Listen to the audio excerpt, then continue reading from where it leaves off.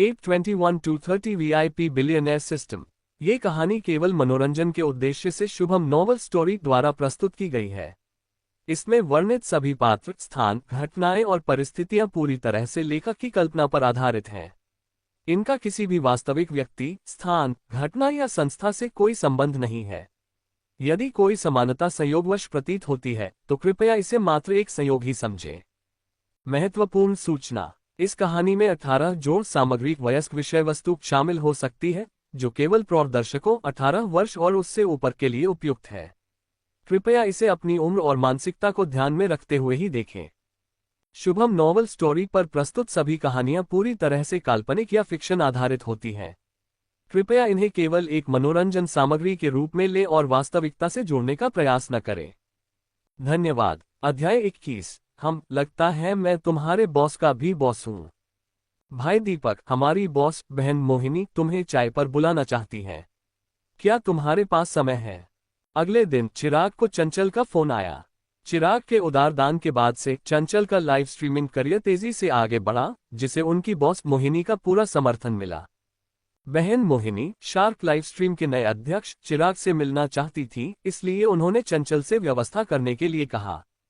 चंचल, जिसे बहन मोहिनी से बहुत मदद मिली थी, मना नहीं कर सकी। कहाँ? चिराग ने पूछा। येपिन भोजनालय में, महात्मा गांधी मार्ग के पास।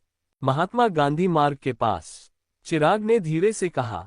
जैसे ही चिराग जाने के बारे में हिचकिचा रहा था, सिस्टम की आवाज फिर से सुनाई दी। पंच इन कार्य जारी। महात्मा गांधी मार्ग पर पंच इन करने जाएं। कार्य समय 12 घंटे। कार्य पूरा होने पर इनाम, महात्मा गांधी मार्ग का स्वामित्व। महात्मा गांधी मार्ग का स्वामित्व। ये देखकर चिराग हक्का बक्का रह गया। सिस्टम बहुत उदार हो रहा था। महात्मा गांधी मार्ग प्रयागराज का एक प्रसिद्ध व्यावसायिक मार्ग था। हालांकि यह लंबा नहीं था, लेकिन ये शहर के केंद्र में स्थित था, जहां संपत्ति की कीमतें 50,000 रुपये प्रति वर्ग मीटर तक पहुंचती थीं। महात्मा गांधी मार्ग पर लगभग 50-60 दुकानें थीं। यदि प्रत्येक दुकान लगभग 100 वर्ग मीटर की थी, तो पूरे महात्मा गांधी मार्ग की कीमत 250 से 300 करोड़ के बीच थी। और प्रत्येक दुकान से किराया वसूला जा सकता था, जिससे हर महीने बड़ी आय होती थी। गणना करने पर चिराग को कम से कम 300 करोड़ की संपत्ति प्राप्त होगी। फिर से पंच इन करना बहुत थकाऊ है, चिराग ने धीरे से कहा, लेकिन उसका शरीर ईमानदारी से कार की चाबियों तक पहुंच गया। मैंने सहमति दे दी। लगभग दोपहर 2 बजे चिराग ने येपिन भोजनालय के लिए गाड़ी चलाई, जैसा कि चंचल ने बताया था। येपिन भोजनालय में प्रवेश करते ही एक सुंदर महिला पारंपरिक भारतीय पोशाक में आगे आई। श्री चिराग, आप सीधे तीसरी मंजिल पर जा सकते हैं, सुश्री चंचल ने पहले ही निर्देश दे दिया था। धन्यवाद। चिराग ने सिर हिलाया और सीढ़ियां चढ़ गया। ऐसा लग रहा था कि बहन मोहिनी ने पूरा येपिन भोजनालय बुक कर लिया था। पहली मंजिल पर कोई नहीं था। जब चिराग दूसरी मंजिल पर पहुंचा, तो उसने कई युवा पुरुषों और महिलाओं को तीसरी मंजिल की सीढ़ियों पर पहरा देते हुए आपस में उत्साहित होकर बातचीत करते हुए देखा। ये बहन मोहिनी की कंपनी के शीर्ष स्ट्रीमर्स थे। भाई कुणाल, क्या हमें ऊपर जाना चाहिए? भारी मेकअप वाली एक महिला स्ट्रीमर ने शर्माते हुए पूछा। ये सुनकर समूह के केंद्र में खड़ा एक युवक, जिसके बाल कटोरे की तरह कटे हुए थे, दाहिनी बांह पर टैटू था और जिसने तन काले पैंट पहने थे, बोला, थोड़ी देर और इंतजार करते हैं। वह भाई कुणाल था, जो उनमें सबसे बड़ा स्ट्रीमर था। वह फ्रीस्टाइलिंग, लग्जरी कारें किराए पर लेने और लड़कियों को आकर्षित करने के लिए अमीर होने का नाटक करके फलता फूलता था, जिसके 2 मिलियन से अधिक फॉलोअर्स थे। आज बॉस ने किसी अज्ञात कारण से कई शीर्ष स्ट्रीमर्स को यहां इकट्ठा किया था। हालांकि पहुंचने के बाद बॉस ने कुछ भी स्पष्ट नहीं किया, लेकिन उनसे दूसरी मंजिल पर इंतजार करने के लिए कहा, जबकि वह तीसरी मंजिल पर चली गई। माफ कीजिए। पास आते हुए चिराग ने शांति से कहा। समूह मुड़ा और चिराग को देखकर जम गया, खासकर सुंदर महिला स्ट्रीमर्स, जो तुरंत चमक उठी। कितना सुंदर लड़का। उन्होंने चिराग को एक साथी स्ट्रीमर समझ लिया। चिराग उनके पास से गुजरा और सीधे तीसरी मंजिल की सीढ़ियों की ओर बढ़ गया। 1 मिनट रुको। इसी क्षण एक आवाज आई। ये युवक भाई कुणाल बोल रहा था। तुम यहीं इंतजार करो तो बेहतर है। बॉस ने तुम्हें अभी तक नहीं बुलाया है। भाई कुणाल नाखुश था। वह कंपनी का स्तंभ था, उसे भी ऊपर जाने की अनुमति नहीं थी। एक नया आदमी पहले कैसे जा सकता था? अन्य स्ट्रीमर्स भी असंतुष्ट महसूस कर रहे थे। वे शीर्ष स्ट्रीमर्स अभी तक ऊपर नहीं गए थे। एक नया आदमी क्या कर रहा था? भाई कुणाल अभी भी यहाँ है। तुम्हारे पास ऊपर जाने की क्या योग्यता है? भारी मेकअप वाली महिला स्ट्रीमर ने चिराग को डांटा। नए लोगों को अपने सीनियर्स का सम्मान करना सीखना चाहिए। भाई कुणाल ने ठंडे स्वर में कहा, श्रेष्ठता का भाव दिखाते हुए। तुम मेरे सीनियर नहीं लगते। मैं तुम्हारी कंपनी का स्ट्रीमर नहीं हूं। ये सुनकर भाई कुणाल हक्का बक्का रह गया। तुम कौन हो और तुम यहाँ क्यों हो? हम सख्ती से कहूं तो मैं तुम्हारे बॉस का भी बॉस हूं। चिराग ने एक पल सोचा और शांति से उत्तर दिया, बॉस का भी बॉस? तुम बड़ा चढ़ाकर बोल रहे हो। कौन विश्वास करेगा? तुम्हारी उम्र क्या है? नीचे आओ। भाई कुणाल और उसके अनुयायी अविश्वसनीय और अधीर थे। भाई कुणाल तो कार्रवाई करने के लिए भी तैयार दिख रहा था। नीचे आओ। चिराग नहीं हिला, लेकिन ऊपर से एक आवाज गूंजती हुई नीचे आई। एक अच्छी तरह से कपड़े पहने हुए 30 के दशक की शुरुआत की एक महिला सीढ़ियों से नीचे उतरी। वह ब्रोकरेज कंपनी की महाप्रबंधक मोहिनी थी। अरे श्री चिराग, आप यहाँ हैं। कृपया अंदर आइए। चिराग को देखकर महिला आकर्षक रूप से मुस्कुराए और उत्सुकता से उसका स्वागत किया। ये शार्क लाइव स्ट्रीम के अध्यक्ष चिराग थे, उनके वरिष्ठ। मोहिनी के गर्मजोशी भरे आतिथ्य में चिराग उसके साथ ऊपर चला गया। दूसरी मंजिल पर भाई कुणाल और अन्य लोग ये दृश्य देखकर अवाक रह गए। अभी क्या हुआ? वह सच कह रहा था। ये युवक वास्तव में उनके बॉस का भी बॉस था। ये कैसे संभव था? समूह सदमे में था। मोहिनी से थोड़ी देर बातचीत करने के बाद चिराग जाने के लिए तैयार था। जैसे ही चिराग नीचे उतरा, शीर्ष स्ट्रीमर्स ने जल्दी से माफी मांगी। सुंदर महिला स्ट्रीमर्स तो लगभग उससे चिपक ही गईं। जैसे ही चिराग चला गया, मोहिनी का चेहरा ठंडा पड़ गया। कुणाल, तुम्हें अब स्ट्रीम करने की जरूरत नहीं है। तुम्हें स्थायी रूप से प्रतिबंधित कर दिया गया है। नहीं, सुश्री मोहिनी। ये सुनकर युवक गिर पड़ा, उसका शरीर ढीला पड़ गया। प्रतिबंधित होने के बाद वह खत्म हो गया था। ... महात्मा गांधी मार्ग पास ही था। 3 मिनट बाद चिराग महात्मा गांधी मार्ग के प्रवेश द्वार पर पहुंच गया। महात्मा गांधी मार्ग पहुंच गया है। पंच इन करें, पंच इन करें। पंच इन सफल। बधाई हो, आपको महात्मा गांधी मार्ग की संपत्तियों का स्वामित्व प्राप्त हुआ। जैसे ही चिराग को सिस्टम का इनाम मिला, 58 संपत्ति स्वामित्व प्रमाण पत्र वज्रकार में प्रकट हुए। 1 और 30 करोड़ मिल गए। अमीर आदमी का जीवन कितना नीरस और उबाऊ होता है। मेरी जिंदगी सच में बहुत मुश्किल है। चिराग ने टिप्पणी की। महात्मा गांधी मार्ग के किराएदारों को पूर्व मालिक से संदेश प्राप्त हुए। वाह, किसी ने एक साथ पूरे महात्मा गांधी मार्ग को खरीद लिया। ये किस तरह का टाइकून है? बहुत शक्तिशाली। मैं उन्हें सलाम करता हूँ। कई दुकान किराएदार हैरान थे। चूंकि मैं यहाँ हूँ तो क्यों न अगले महीने का किराया वसूल कर लूं। जमींदार होने का अनुभव कैसा होता है? अभी अभी सड़क का अधिग्रहण करने के बाद चिराग स्वाभाविक रूप से जमींदार बनने का अनुभव करना चाहता था। ये सोचते हुए चिराग पहली दुकान में चला गया। किराएदार, जिसने अभी अभी संदेश पढ़ा था और फोन नीचे रखा था, ने चिराग को देखा। श्री चिराग यहाँ हैं। चिराग के ज्यादा कुछ कहे बिना दुकानदार ने चिराग को अगले महीने का किराया दिया और सम्मानपूर्वक उसे बाहर भेज दिया। एक के बाद एक चिराग ने जल्द ही 1 मिलियन से अधिक किराया वसूल कर लिया। किराया वसूलना काफी थकाऊ है। पैसे का एक बड़ा बैग ले जाते हुए चिराग को अपनी बाह में दर्द महसूस हुआ। कुछ दुकानदारों ने किसी कारण से चिराग को नकद में भुगतान किया और उसने लापरवाही से उसे एक काले प्लास्टिक बैग में रख लिया। उसकी जिंदगी सच में बहुत मुश्किल थी। कोई चारा नहीं था, ये देखते हुए कि वह एक सुंदर, मेहनती और सभ्य व्यक्ति था। अगले संग्रह पर चिराग दूसरी दुकान में चला गया। चिराग को देखकर अंदर का एक पुरुष विक्रेता अवाक रह गया।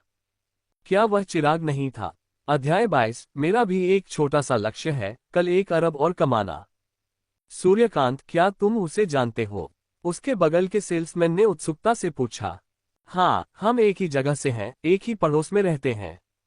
सूर्यकांत ने समझाया। वह काफी हैंडसम है, लेकिन क्या अच्छा नहीं कर रहा है? दूसरे सहयोगी ने टिप्पणी की। इस क्षण चिराग एक काले प्लास्टिक बैग को पकड़े हुए और साधारण कपड़ों में था। क्योंकि वह एक बड़ा बैग पैसे से भरा हुआ ले जा रहा था और 20 या 30 घरों से किराया वसूल किया था, चिराग थोड़ा अस्त व्यस्त दिख रहा था। हाँ, किसने सोचा होगा, किस्मत बदलती रहती है। सूर्यकांत ने खुशी छिपाई। पुराने दिनों में पड़ोस की सभी लड़कियां उसके लिए पागल थीं। जब तक हम बड़े हुए उसकी अनगिनत लड़कियां पीछा करती थी, जबकि मैं 20 साल तक सिंगल रहा। मैं बुरी तरह जलता था। सूर्यकांत ने पुराने दिनों को याद किया। भगवान न्यायप्रिय हैं। अब मैंने कुछ तरक्की कर ली है और वह दयनीय दिखता है। सूर्यकांत को बिक्री की अच्छी समझ थी। स्टोव पर 6 महीने के बाद उसकी बिक्री के आंकड़े आसमान छू गए और उसका दैनिक मूल वेतन और कमीशन 7 या 800 तक पहुंच सकता था। इसके अतिरिक्त मुख्य कार्यालय के लोगों ने उसकी प्रतिभा को पहचाना। ये जल्द ही होगा जब उसे किसी अन्य शाखा का प्रबंधन करने के लिए स्थानांतरित किया जाएगा, जिसका मासिक वेतन 30,000 तक पहुंचेगा। 1 साल में ये 360,000 होगा, जो कुछ सफेद पोशों के वेतन से अधिक है। तब तक वह एक मर्सिडीज खरीदेगा और एक खूबसूरत महिला से शादी करेगा, अपने जीवन के शिखर पर पहुंचेगा। एक काला प्लास्टिक बैग पकड़े हुए भिखारी की तरह दिख रहा है। सूर्यकांत ने चिराग को देखते हुए अपना सिर हिलाया। वह कभी चिराग की प्रशंसा करता था, लेकिन अब वह चिराग को नीचा दिखाना और चिराग को उसकी प्रशंसा करने के लिए मजबूर करना चाहता था। देखो, मैं उसका मजाक उड़ाता हूं, उसने अपने साथी से कहा। फिर वह आगे बढ़ा। चिराग, बहुत दिन हो गए। चिराग मुड़ा और सूर्यकांत को देखकर हक्का बक्का रह गया। तुम कौन हो? चिराग को याद करने में मुश्किल हो रही थी। सूर्यकांत, उसी पड़ोस से। सूर्यकांत ने उसे याद दिलाया। वह पहले महत्वहीन था, लेकिन अब चीजें अलग थीं। ओह, मुझे अब याद आया, मुझे माफ करना, चिराग ने माफी मांगते हुए कहा। आजकल क्या कर रहे हो? सूर्यकांत ने उत्साह से पूछा। कुछ खास नहीं, मैं अभी भी पढ़ाई कर रहा हूँ। एक घटिया विश्वविद्यालय में। यकीन नहीं है कि स्नातक होने के बाद मुझे अच्छी नौकरी मिलेगी या नहीं, चिराग ने ईमानदारी से कहा। सिस्टम मिलने से पहले सुंदर होने के अलावा वह वास्तव में एक गुमनाम व्यक्ति था। उसकी पढ़ाई औसत दर्जे की थी और उसे एक साधारण स्कूल में दाखिला मिला था। मैं समझ गया। सूर्यकांत ने एक आत्मसंतुष्ट मुस्कान दिखाए। ग्रेजुएट होने के बाद तुम मेरे स्टोव पर काम करने पर विचार कर सकते हो। मैं तुम्हें वेतन में धोखा नहीं दूंगा। महीने में 5,000 से शुरू कॉलेज ग्रेजुएट के लिए बुरा नहीं है। सूर्यकांत ने उदारता से कहा। धन्यवाद, चिराग ने जवाब दिया। मेहनत करते रहो, मुझे यहां तक पहुंचने में कुछ साल लगे। आज का छोटा सा लक्ष्य भी अभी पूरा नहीं हुआ है। सूर्यकांत ने नकली विनम्रता से कहा। लक्ष्य? हाँ, आज 3,000 रुपये कमाना। ये वह छोटा सा लक्ष्य था जो उसने कल खुद के लिए निर्धारित किया था। एक दिन में 3,000 रुपये, महीने में 90,000 रुपये होते थे। एक कॉलेज के छात्र के लिए नहीं, 99% लोगों के लिए यह अकल्पनीय था। यह सुनकर चिराग हक्का बक्का रह गया। उसकी आंखों में एक चमक आ गई। उसे देखो, अपने छोटे से लक्ष्य के साथ 3,000 रुपये कमाने के लिए कितनी मेहनत कर रहा है। फिर खुद को देखो, अब 1 या 2 अरब का मालिक, बिना किसी छोटे लक्ष्य के। वह वास्तव में बहुत आत्मसंतुष्ट था। उसका कोई क्यों नहीं हो सकता? जीवन आत्मसंतुष्ट नहीं होना चाहिए।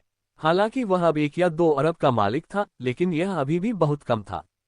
चिराग के चेहरे के भाव देखकर सूर्यकांत ने अवचेतन रूप से सोचा कि चिराग उसकी आय से चौंक गया था।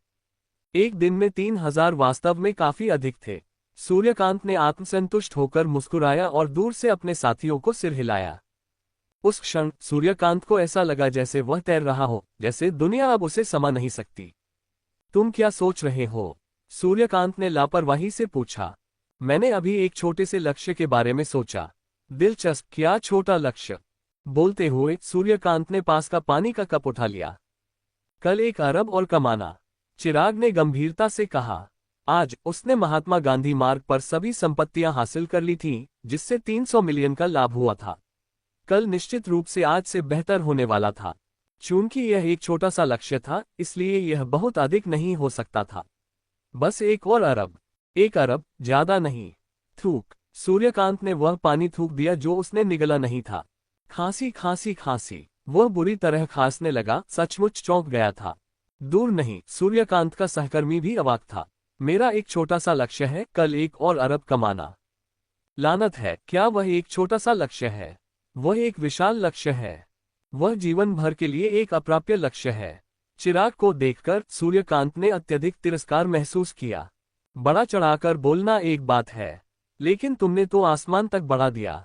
शुरुआत में सूर्यकांत ने सोचा कि चिराग एक दिन में 500 रुपये कमाने जैसी कोई बात कहेगा, लेकिन उसने कभी इसकी उम्मीद नहीं की थी। चिराग, ये ठीक नहीं है। मैं गंभीरता से बात कर रहा था और तुम डींग मार रहे थे, सूर्यकांत ने ठंडे स्वर में डांटा। लेकिन इससे पहले कि वह खत्म कर पाता, दुकान का मालिक अचानक पीछे के कमरे से बाहर आ गया। उस क्षण दुकान का मालिक नोटों का एक बंडल पकड़े हुए था, कम से कम 10,000। जैसे ही मैंने श्री चिराग को आते देखा, मैं पैसे लेने अंदर चला गया। यह अगले महीने का किराया है, कृपया इसे ले लीजिए। दुकान के मालिक ने सम्मानपूर्वक पैसे चिराग को सौंप दिए। चिराग ने काला प्लास्टिक बैग खोला, मालिक को उसमें डालने का इशारा किया। खांसी खांसी खांसी। काले प्लास्टिक बैग की सामग्री देखकर सूर्यकांत फिर से बुरी तरह खांसने लगा। पैसे, अंदर सब पैसे थे, कम से कम कुछ लाख। सूर्यकांत को ऐसा लगा जैसे उसके दिमाग में अलपाकाओं का झुंड दौड़ गया हो। पैसे रखने के लिए प्लास्टिक बैग का उपयोग करना कितना लापरवाह। मैं चलता हूं। चिराग मुड़ा, सूर्यकांत के कंधे पर थपथपाया। मुझे एक छोटा सा लक्ष्य देने के लिए धन्यवाद। इतना कहकर चिराग पैसे का बैग लेकर दुकान से बाहर चला गया। क्या आप श्री चिराग को जानते हैं? चिराग को जाते हुए देखकर मालिक ने उत्सुकता से पूछा। हाँ, हम एक ही जगह से हैं। तुम्हारा दोस्त कमाल का है। उसने पूरा महात्मा गांधी मार्ग खरीद लिया। महात्मा गांधी मार्ग की कीमत का उल्लेख न करें, सिर्फ किराए से ही वह महीने में लाखों कमाता है। लोगों में इतना बड़ा अंतर कैसे हो सकता है? दुकान के मालिक ने ईर्ष्या से कहा। छपाक। ये सुनकर सूर्यकांत का कप जमीन पर गिर गया। पूरा महात्मा गांधी मार्ग उसका था। महात्मा गांधी मार्ग कई अरबों का था। अभी मालिक ने कहा कि यह सब चिराग ने खरीदा था। महात्मा गांधी मार्ग खरीदने में सक्षम होने का मतलब है कि चिराग के पास और भी अधिक संपत्ति थी। मेरा एक छोटा सा लक्ष्य है, कल 1 और अरब कमाना। अचानक उसे चिराग के शब्द याद आए और वह पूरी तरह से अवाक रह गया। क्या चिराग गंभीर था? क्या वह एक ऐसा आदमी जिसकी मासिक आय 10,000 से थोड़ी अधिक है, वास्तव में एक अरबपति को दिखावा करने की कोशिश कर रहा था? क्या वह पागल हो गया था? उसका आत्मविश्वास कहां से आया? हवा चल रही थी। सूर्यकांत हवा में पूरी तरह से भ्रमित था। उसे लगा कि उसका पूरा जीवन, उसकी पूरी दुनिया अंधेरी हो गई है। अध्याय 23। शायद यह उच्च आकर्षण है, आपसी आकर्षण। अनुवादक, हेनी ट्रांसलेशन। अपने छोटे से लक्ष्य से सूर्यकांत को इतना नुकसान पहुंचाने से अनजान चिराग किराए वसूली के कठिन कार्य में लगा रहा। अगर चिराग को सूर्यकांत के अनुभव के बारे में पता होता तो वह बस माफी मांग लेता और अपने छोटे से लक्ष्य को 10 अरब तक बढ़ा देता। 20 मिनट बाद चिराग पैसे का एक बैग लेकर वज्र कार में लौट आया। किराया वसूलना शारीरिक रूप से थकाऊ काम है। मुझे आश्चर्य है कि वरिष्ठ राधिका इसे कैसे सहती होंगी। उन्हें 10 इमारतों से किराया वसूलना पड़ता है, चिराग ने आह भरकर टिप्पणी की।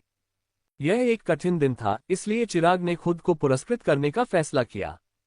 उसने ऑस्ट्रेलियाई झींगा मछली, एक किंग क्रैब और 1 दर्जन अबालोन के साथ ब्रेस्ड बीफ नूडल्स का एक बड़ा कटोरा खाने की योजना बनाई। शाम को जब चिराग अपने इंस्टेंट नूडल्स का आनंद ले रहा था तो उसने अचानक दरवाजे पर दस्तक सुनी। ऐसा लग रहा था कि कुछ ही लोग जानते थे कि वह यहाँ रहता है। दरवाजा खोलने पर चिराग ये देखकर चौंक गया कि कौन था। ये वह थी, शाम को उसके दरवाजे पर दस्तक दे रही थी।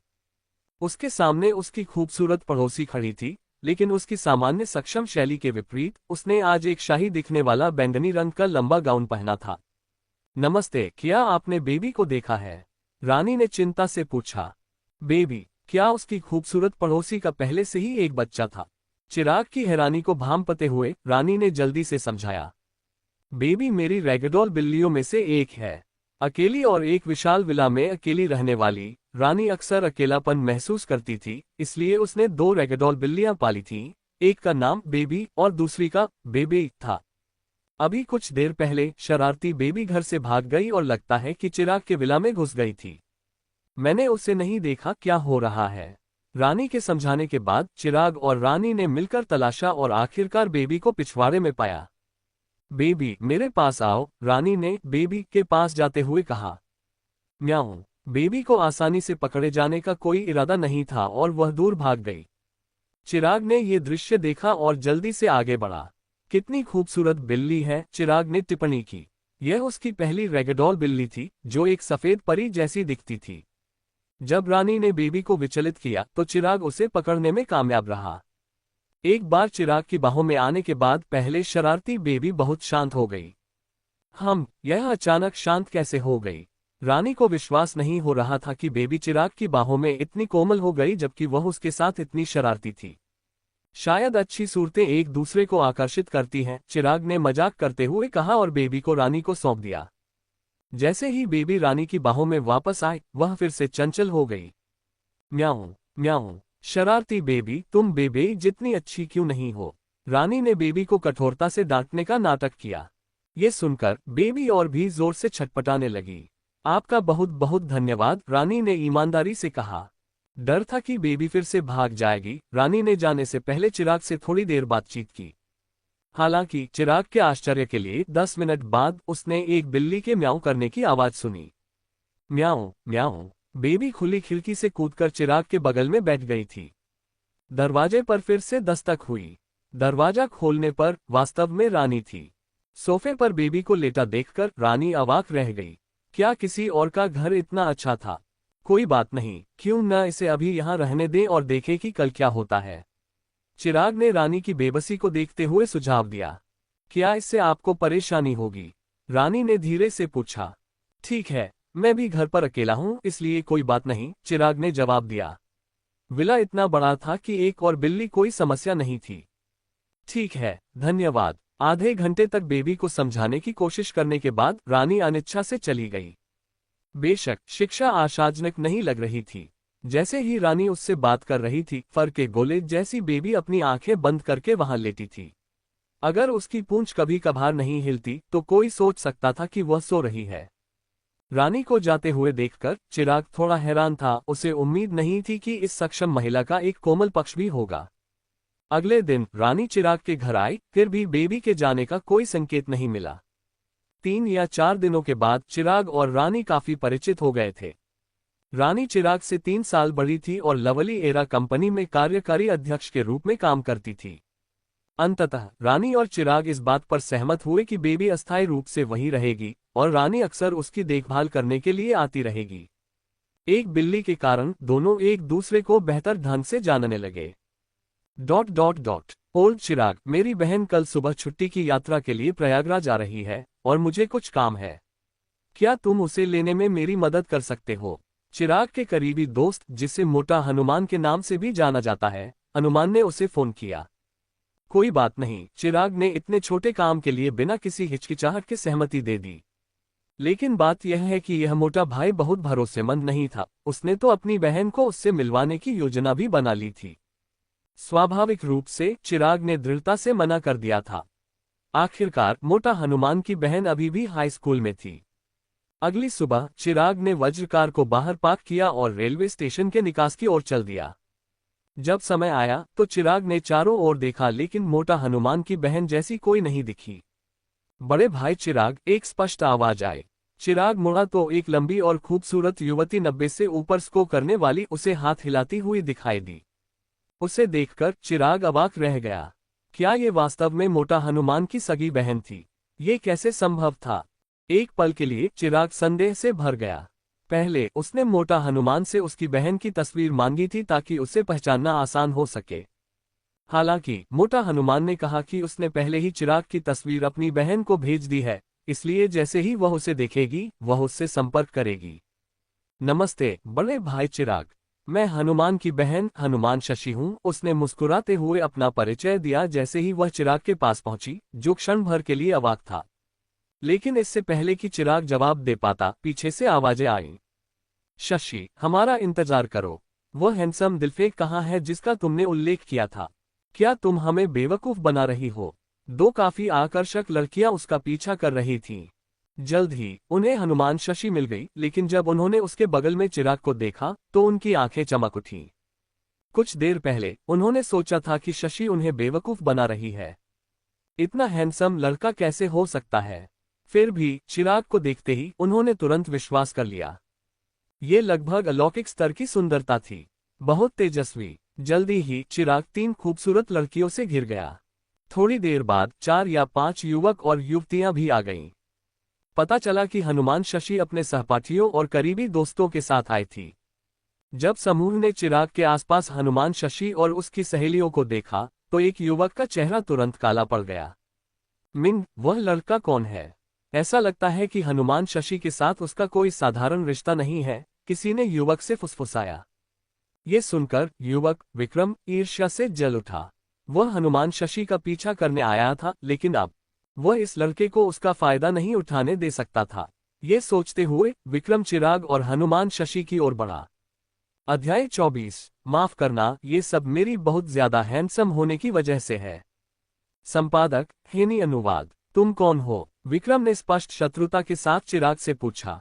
वह शशि के भाई का दोस्त है। चिराग ने जवाब नहीं दिया, इसके बजाय पास की एक युवती ने सहज रूप से उत्तर दिया। उसके भाई का दोस्त? चिराग को देखते हुए विक्रम के चेहरे पर एक रहस्यमयी मुस्कान आ गई। तो वह सिर्फ एक गरीब कॉलेज का छात्र है। यह आसान होगा। चिराग ने पहले ही विक्रम की शत्रुता को भांप लिया था। हनुमान शशि और दूसरों को देखते हुए चिराग तुरंत समझ गया। एक पल के लिए चिराग ने अपराध की भावना महसूस की। ओह, मुझे सच में माफ करना। ये सब मेरी बहुत ज्यादा हैंडसम होने की वजह से है। सभी लड़कियों का ध्यान आकर्षित कर रहा हूं। अगर उन्होंने उसे नहीं देखा होता तो यह अनिश्चित था कि विक्रम को हनुमान शशि और उसकी सहेलियों के साथ मौका मिलता या नहीं। लेकिन अब जब उन्होंने उसे देख लिया था तो चिराग को यकीन था कि विक्रम का इस जन्म में कोई मौका नहीं था। बहुत दयनीय। हमें मजे करने के लिए कहाँ जाना चाहिए? विक्रम के पीछे चलते हुए कुछ अन्य लड़के और लड़कियां आईं और पूछा। इस यात्रा पर विक्रम एक अमीर बाप का बेटा होने के नाते यात्रा कार्यक्रम की योजना बनाने की जिम्मेदारी लेने के लिए स्वेच्छा से आगे आया था।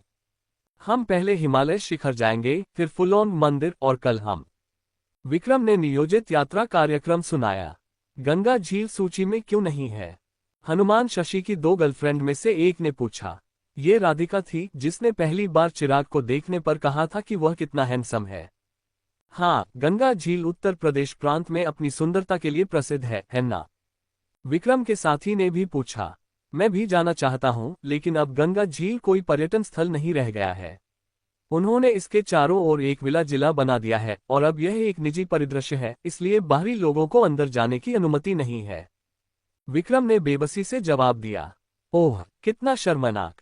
उन दुष्ट अमीर लोगों पर लानत। सभी ने अपना अफसोस जताया।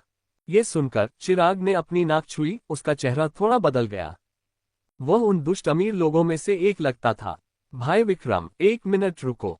गंगा झील के अलावा ऐसा लगता है कि हमारी सूची में गंगा तट विला भी नहीं है।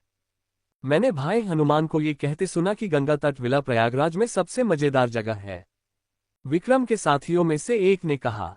इन 17 या 18 साल के युवाओं के लिए मजेदार जगहें कुछ प्राकृतिक नज़ारों की तुलना में बहुत अधिक आकर्षक थीं। मैंने भी इसके बारे में सुना है। चलो पहले गंगा तट विला चलते हैं। राधिका ने भी सुझाव दिया। हाँ भाई विक्रम, चलो पहले गंगा तट विला चलते हैं। चलो गंगा तट विला चलते हैं। दूसरों ने उत्सुकता से प्रस्ताव दिया। ये सुनकर हनुमान शशि की आंखें चमक उठी। उसकी गहरी रुचि दिखाई दे रही थी। मैंने सुना है कि गंगा तट विला की टिकट मिलना मुश्किल है और काफी महंगे हैं।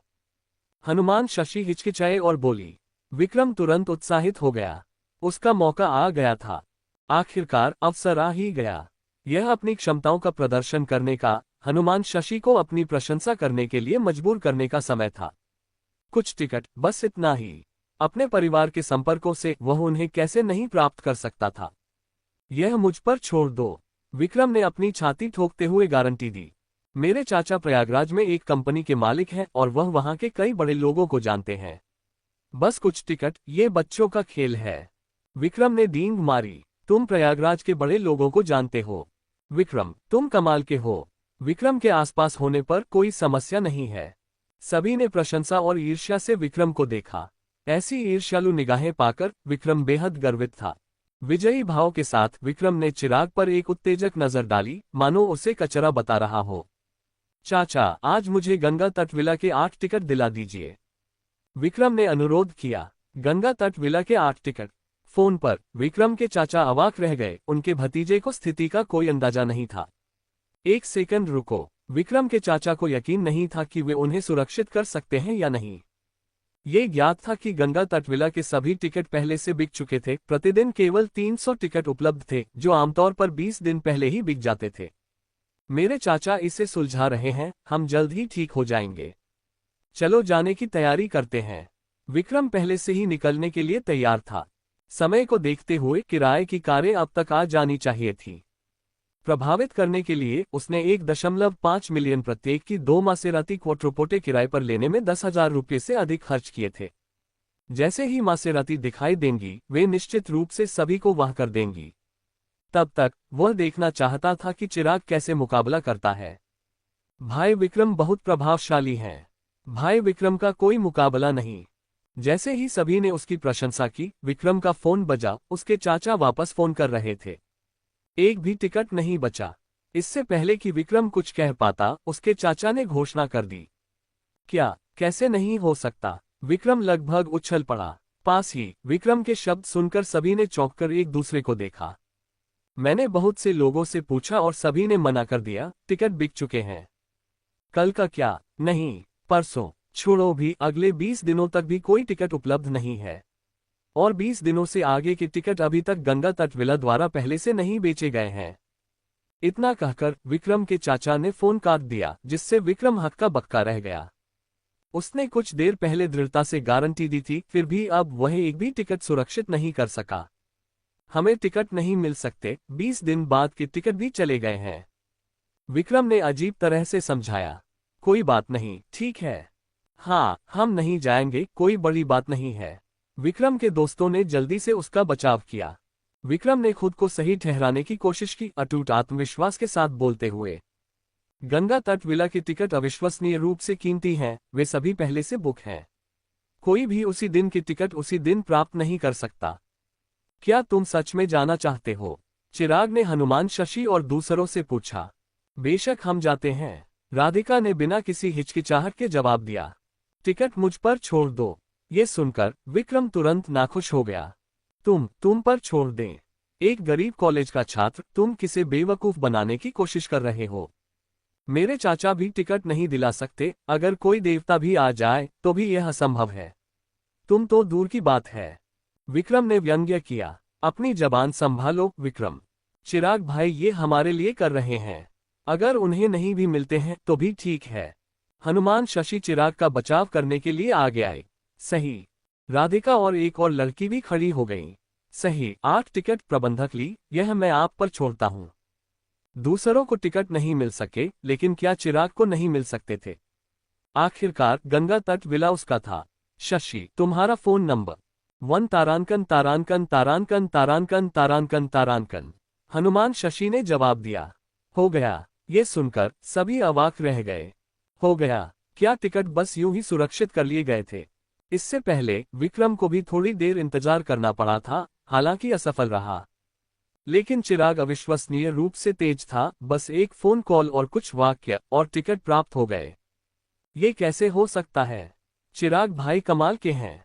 हनुमान, शशि बोली, उसकी आंखें प्रशंसा से भरी थीं। भाई तुम अविश्वसनीय हो।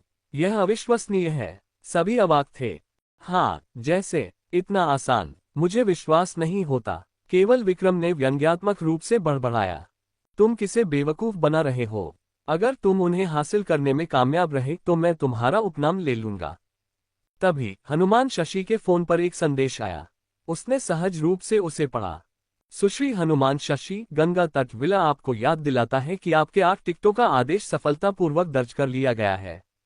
गंगा तट विला आपकी यात्रा का स्वागत करता है और आपकी यात्रा सुखद हो। अध्याय 25। मैं स्पष्ट रूप से लो प्रोफाइल रखना चाहता हूं। संपादक, हेनी अनुवाद। क्या ये काम कर गया? हनुमान, शशि के शब्द खत्म होते ही विक्रम पूरी तरह से हक्का बक्का रह गया। चिराग, तुम कमाल के हो। हनुमान, शशि ने प्रशंसा से भरे चेहरे के साथ चिराग की ओर देखा। यह आदमी कितने लोगों को जानता है? उसकी 2 करीबी सहेलियों ने भी चिराग को पूरी तरह से सदमे में देखा। तुम लोग थोड़ी देर में गंगा तट विला जाओ, मैं इसे छोड़ दूंगा। चिराग ने हनुमान, शशि से कहा, क्योंकि वह अभी अभी गंगा तट विला गया था। हनुमान, शशि और उसकी सहेलियां निराश दिखीं। ओह, खत्म होने के बाद मुझसे संपर्क करना और मैं तुम्हें मानसरोवर झील दिखाने ले जाऊंगा। चिराग ने जोड़ा। हम। हनुमान, शशि और उसकी सहेलियां हैरान और उत्सुक दिखीं। हाँ, मानसरोवर झील देखने।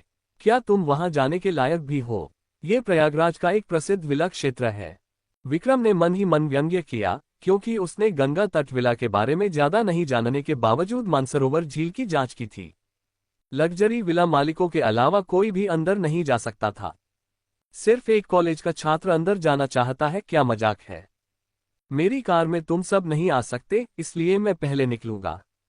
चिराग ने सोचा कि सिर्फ हनुमान शशि है, इसलिए वह अपनी वज्र कार लाया था, लेकिन अब 3 लोगों के साथ वज्र कार उन सभी को समायोजित नहीं कर सकती थी। कार के बारे में सुनकर विक्रम अचानक उत्साहित हो गया। हाँ, संपर्कों से मुकाबला नहीं कर सका, लेकिन कारों का क्या। इस यात्रा के लिए उसने कुछ दिन पहले ऑनलाइन 2 मासेराती क्वाट्रोपोर्टे किराए पर लेने में लगभग 10,000 रुपये खर्च किए थे। हाई स्कूल के छात्रों के लिए एक मासेराती निश्चित रूप से एक लग्जरी कार थी। जरूर, अगर तुम साइकिल चला रहे हो तो निश्चित रूप से असुविधाजनक है, विक्रम ने व्यंग्य करते हुए कहा। देखो, मेरी कारें यहाँ हैं।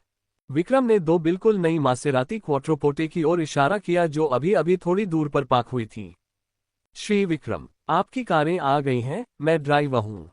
एक अच्छी तरह से कपड़े पहने हुए मध्यम आयु वर्ग का व्यक्ति मासेराती से उतरा और सम्मानपूर्वक आगे बढ़ा। सिर्फ 2 मासेराती क्वाट्रोपोर्टे किराए पर लेने में 10,000 खर्च नहीं होंगे, इस राशि में समर्पित ड्राइवर शामिल थे। वाह, क्या वह मासेराती है। त्रिशूल, ये निश्चित रूप से एक मासेराती है। हाई स्कूल के छात्रों के इस समूह के लिए ऑडी और मर्सिडीज पहले से ही काफी प्रभावशाली थीं। उन्होंने मासेराती में सवारी करने के अवसर की उम्मीद नहीं की थी। विक्रम कमाल का है, इस बार हम वास्तव में आपके आभारी हैं, विक्रम। कई लोगों ने जल्दी से विक्रम की चापलूसी की। विक्रम 7वें आसमान पर था, चिराग को आत्मसंतुष्ट भाव से देख रहा था। कार का क्या, मेरी कार, ये कहते हुए चिराग पीछे मुड़ा और उस जगह की ओर इशारा किया जहां उसने अपनी वज्र कार पार्क की थी। वह लो प्रोफाइल रखना चाहता था, यह इतना मुश्किल क्यों था। क्या वह वुलिंग होनरुआंग वैन है। हाँ, तो तुम्हारी कार एक वैन है, कोई आश्चर्य नहीं कि यह फिट नहीं हो सकती। विक्रम ने अपना पेट पकड़कर हंसा। यहां से एक वैन सुविधाजनक रूप से वज्र कार को देखने से रोक रही थी। तो यह एक वुलिंग होनरुआंग थी। शशि के भाई का दोस्त इतना गरीब है। कई युवक और युवतियों ने स्पष्ट तिरस्कार और उपहास के साथ बात की। कचरा कार, विक्रम ने दोहराया। ये वास्तव में एक कचरा कार है, चिराग ने लापरवाही से कहा और फिर आगे बढ़ गया। उसी क्षण वुलिंग होनरुआंग चली गई। वज्र कार सभी की नजरों में आ गई। चिकना काला शरीर, विशाल और भव्य रेखाएं। एक पल में सभी ने अपनी सांस रोक ली। जैसे ही वे सदमे में घूर रहे थे, चिराग ने कार की चाबियां निकाली और चला गया। चिराग को जाते हुए देखकर विक्रम और अन्य पूरी तरह से अवाक रह गए। उन्होंने वज्रकार की सिलहूट को दूर क्षितिज में गायब होते हुए लंबे समय तक घूरते रहे, इससे पहले कि वे होश में आते। सुपरकार, क्या वह पौराणिक सुपरकार है। उपस्थित अधिकांश लोगों ने कभी सुपरकार नहीं देखी थी, हालांकि वे चिराग की कार का मेक नहीं जानते थे, लेकिन उसकी बनावट से ही पता चल गया था कि यह कोई सस्ती चीज नहीं थी। उस सुपरकार की कीमत 4 से 5 मिलियन होनी चाहिए, है ना। क्या वह सच में उसकी कार थी। इतना जवान और पहले से ही एक सुपरकार चला रहा है, कोई कैसे मुकाबला कर सकता है। हाँ, खासकर जब वह इतना हैंडसम भी है। तुलना आनंद की चोर है, उन्होंने विस्मय और ईर्ष्या से कहा। मौके पर विक्रम उन सभी में सबसे मूर्ख था, सोच रहा था चिराग की कार एक सुपरकार थी। ये कैसे संभव था। वह कनेक्शन और कार प्रतियोगिता दोनों में पूरी तरह से हार गया। इसे बर्दाश्त नहीं कर सका। वाह, चिराग एक सुपरकार चलाता है। हनुमान शशि और उसकी सहेलियां पूरी तरह से चकित थीं। उन्होंने मूल रूप से सोचा था कि चिराग के पास सिर्फ भगवान जैसी सूरत है, लेकिन वह केवल एक साधारण कॉलेज का छात्र है। यह उम्मीद नहीं थी कि चिराग एक मल्टी मिलियन सुपरकार चला रहा होगा। तो चिराग एक शीर्ष स्तर का हैंडसम और अमीर लड़का निकला। एक पल के लिए कुछ युवा लड़कियां कल्पनाओं से भरी थीं। अंततः लड़के एक कार में, लड़कियां दूसरी कार में, और समूह गंगा तट विला की ओर रवाना हुआ। दिन का अधिकांश भाग मजे करने के बाद शाम तक सभी अनिच्छा से गंगा तट विला से चले गए। विक्रम ने प्रयागराज में एक 4 सितारा होटल बुक किया था और उत्सुकता से सभी को ठहरने के लिए आमंत्रित किया। हनुमान शशि और उसकी सहेलियां कुछ हद तक अनिच्छुक थी, क्योंकि वे जानती थी कि विक्रम के इरादे संदिग्ध थे और वे उससे ज्यादा संपर्क नहीं रखना चाहती थीं। सही, क्या चिराग ने पहले नहीं कहा था कि जब हम खत्म कर ले तो उसे ढूंढें। अचानक चिराग के शब्दों को याद करते हुए हनुमान शशि बोली। चलो पहले उस हैंडसम लड़के को ढूंढते हैं और बाद में ठहरने की जगह पर चर्चा करेंगे। मैं सहमत हूँ। उसकी 2 करीबी सहेलियां भी शामिल हो गईं। ये कैसा रहेगा, मैं तुम्हें किसी को भेज दूंगा। विक्रम ने सक्रिय रूप से पेशकश की। वह पूरे दिन इसके बारे में सोच रहा था कि क्या चिराग ने सिर्फ दिखावा करने के लिए कार किराए पर ली थी। हालांकि एक सुपरकार अविश्वसनीय रूप से महंगी थी, लेकिन सिर्फ 1 या 2 घंटे के लिए किराए पर लेना वहन करने योग्य हो सकता है। अंततः विक्रम के जोरदार आग्रह पर हनुमान शशि और उसकी सहेलियां मासेराती में बैठ गईं। ड्राइव मानसरोवर झील मार्ग पर हनुमान शशि और उसकी सहेलियां पीछे बैठी थीं, जबकि विक्रम आगे यात्री सीट पर बैठा था। आधे घंटे बाद वे पहुंच गए। चारों ओर देखने के बाद सुगंध वाटिका में केवल एक विला परिसर था। वहां पार्किंग करने पर उन्होंने चिराग को बाहर आते हुए देखा। क्या तुम एक विला में रहते हो? विक्रम ने हैरानी से पूछा। हाँ, तो क्या? चिराग ने शांति से कहा। बाय अध्याय 26, महंगा नहीं, 30 मिलियन। संपादक हेनी अनुवाद। विशेष रूप से इस क्षण विक्रम को ऐसा लगा जैसे 10,000 अल्पाका उसके दिल में दौड़ रहे हों, उसे रौंद रहे हों। उसे यह बताने के लिए शब्द नहीं मिल रहे थे कि वह कैसा महसूस कर रहा था, लेकिन इस पर विचार करने के बाद ऐसा लगता था कि केवल एक ही शब्द था, दयनीय। हनुमान शशि और राधिका ने चौड़ी, चकित आंखों से चिराग की ओर देखा। उन्हें भी विश्वास नहीं हो रहा था कि चिराग भाई वास्तव में एक विला में रहते थे। यहाँ के विला की कीमत 1 अरब से ज्यादा होनी चाहिए, है ना? क्या तुम मानसरोवर झील देखना नहीं चाहते थे? मैं तुम्हें वहां ले जाऊंगा। चिराग समूह के पास आया। ओह, क्या ये यही है? हनुमान शशि और अन्य पूरी तरह से हैरान थे। चिराग के नेतृत्व में हनुमान शशि और अन्य सुगंध वाटिका में चले गए। ये देखकर विक्रम पीछा करना चाहता था, लेकिन इससे पहले कि वह प्रवेश कर पाता, 2 मजबूत सुरक्षा गार्डों ने उसे रोक दिया। तुम अंदर नहीं जा सकते। लेकिन मैं उनके साथ आया था। विक्रम ने दूर हनुमान शशि और अन्य लोगों की ओर इशारा करते हुए जल्दी से समझाया। उस घर के मालिक का दोस्त। माफ कीजिए, श्री चिराग ने केवल उन 3 महिलाओं को आमंत्रित करने का उल्लेख किया, आपको नहीं।